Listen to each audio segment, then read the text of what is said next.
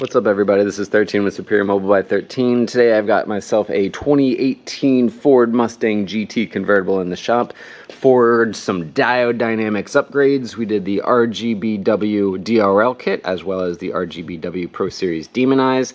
They are super silly bright. Currently I've got them both independently going on color cycle mode, but you can do a running light white mode or any color controlled via the app. We have two separate controllers, so they are controlled independently, which is very nice. Really great performing products, very bright, definitely like them a lot. Also, as a added little touch, took the amber reflector out right there and smoked the backside of it with the VHT, so it's still a little translucent, but makes it a significant visual aesthetic improvement. So, looks real good, real happy with this build.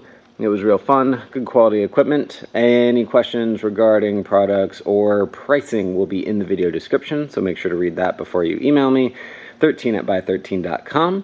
Thank you so much for watching. I'll talk to you later. See you.